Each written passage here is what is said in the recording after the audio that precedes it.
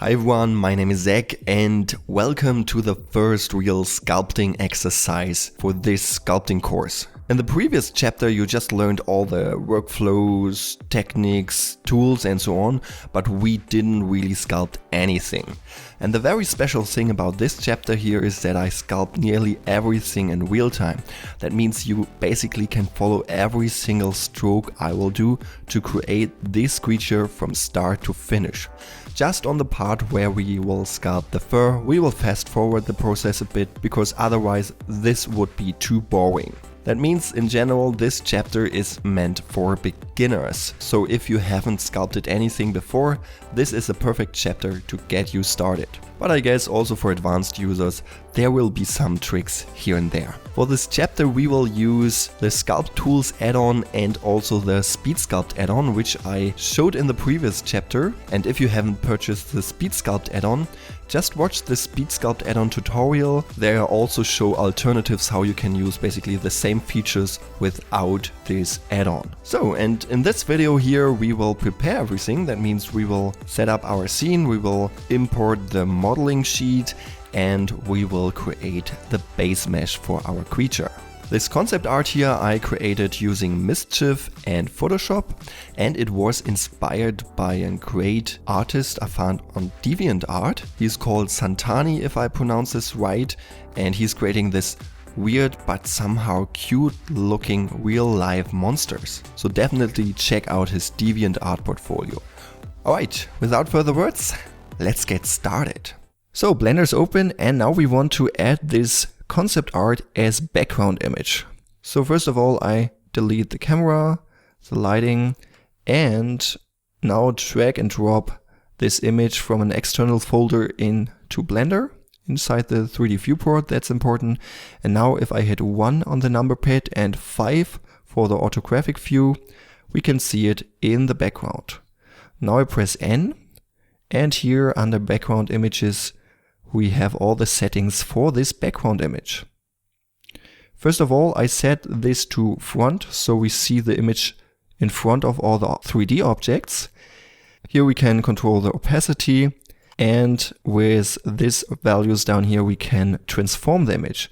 So the first thing we do is we move it to the side. If I hold down Shift while changing this value, you can see I can do it in smaller steps and fine adjust it.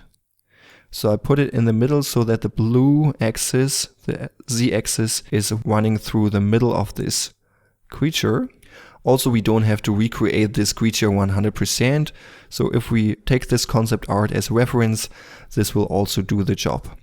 Then I put this up, that the center of our scene is the floor.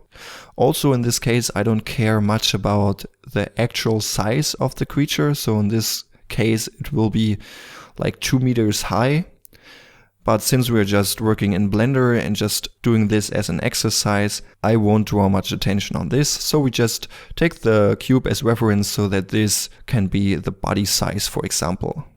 So now let's add another image. Add image. Take the cute monster concept once again. And now let's copy the Y value, Control C, and paste it here, Control V. Now it's the same location. Now let's enable the side view and let's move this over here so that both images are lying on each other.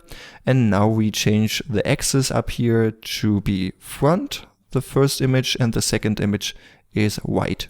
So if I now press number pad 1, I see only the front image, and if I press number pad 3, I see it from the side. And also here I set this to front and put down the opacity a bit. So now we have this nice background image we can use as a reference. So now let's save this, Control Shift S. So I call it Cute Monster version 01. And then let's save this. Alright, now let's prepare our viewport. The first things we will do are in the edit mode, so we do not enable this only render right now. We will do it later when we start sculpting. The things we do is using the Quick Preferences add-on. I've showed this in the first chapter about all the tools. And here I use this dark gray. So if I adding a subsurf modifier, now you can see that the edges here are pretty dark, and this is very good for sculpting because you can see all the details on the object a little bit better. But if this is too dark for you, you also can enable the second lamp, and then you can see this is even brighter. And I think we will go this way. Also, if you like, you can enable this orange clay, or certainly you can use the madcap option. But madcap options can slow down the performance, so I will use this quick pref add-on with this dark gray preset. Alright, so now I've already added a subsurf modifier with the shortcut Ctrl 2 or Ctrl 3 in this case to add a subsurf modifier with 3 subdivisions. And now let's edit this in edit mode. So I switch to edit mode, and now everything is selected. I scale this down. This will be our body. So let's check this here, and we will do it pretty simple. Now press C, select some of the vertices here. Important, we have to disable limit selection to visible, because now as you can see I only can select the vertices we can see actually, and if I disable this I can select also the vertices on the other side which are actually covered. So if I disable this modifier, you can see that now we can see the vertices on the other side. Alright, now let's enable the subsurf modifier again, and now we can move this around. I press G and move this around a bit, and now I press Ctrl R, left click and add this loop cut. Now I press double G and I can slide this up, and now let's shape this a little bit more like the actual shape of this little creature. Then I scale this with S. So something like this. Now let's get back to the object mode, adding another cube. If it is placed somewhere here, press Alt G to reposition it, and I also press Shift C to reposition the 3D cursor in the center of our scene. Also here with Ctrl 3 I add a subsurf modifier, move this up, and this will be the head. So basically these are 2 separate objects which will help us later on. So I see this thing has to be a little bit bigger. So I just adjust all the parts here.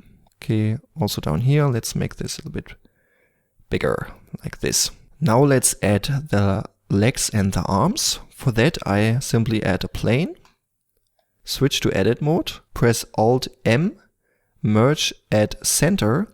Now we have only one vertice. And now let's add the skin modifier and the subdivision surface modifier with 2 subdivisions for the view.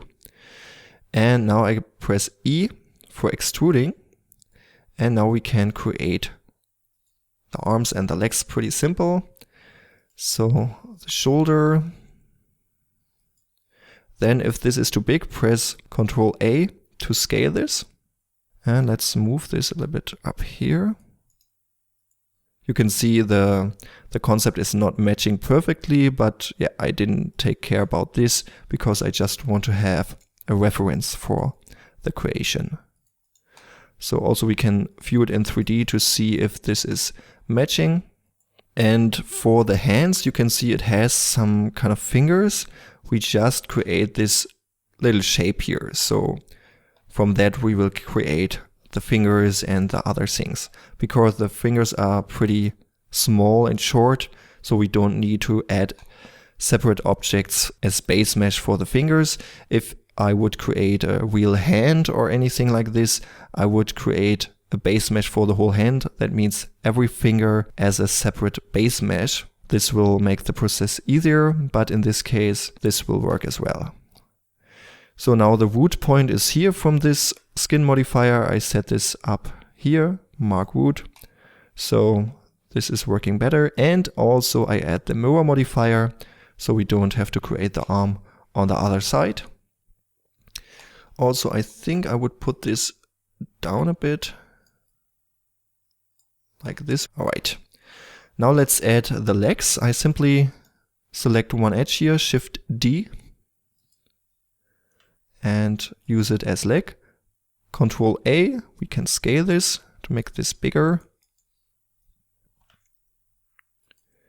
Control A to scale this down. So let's move this a little bit back here. And now with E, I extrude the foot up here. And let's put it to the side, scale this a little bit up. So the pose looks a little bit more dynamic. So now we're still missing two things, the ears and the tail. For the ears, I add a simple plane, Alt G, we position this, add a mirror modifier, a solidify modifier, and also a subdivision surface modifier with, I guess, 3 subdivisions. And now you can see we have this plane here. And with the solidify modifier, we can add thickness to it. So we only need to edit this simple plane, and then we have very basic ear shapes. So let's adjust this from the front first. Select the edge, E for extruding, scale this down. Also take care that this is clipping with the head. And now let's take a look from this side. Certainly, as you can see, this is way too thick. So let's make this thinner. And now let's move it back here.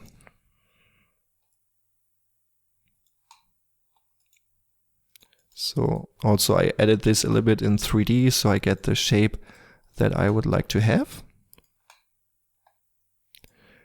And yeah, this should only be the base mesh, so we will adjust this pretty much in the sculpting process.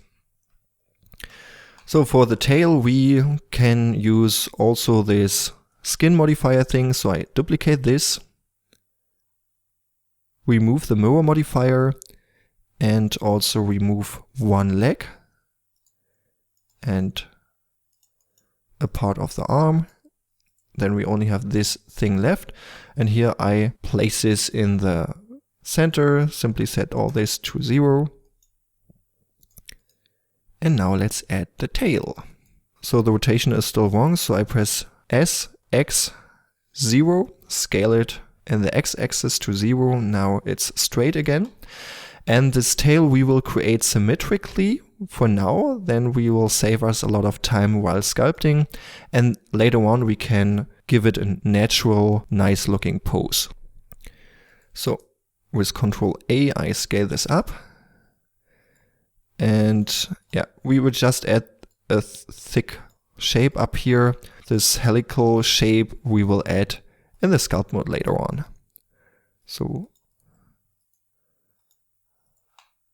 we just take a look that this is looking nice somehow. Subdivide this with W subdivide.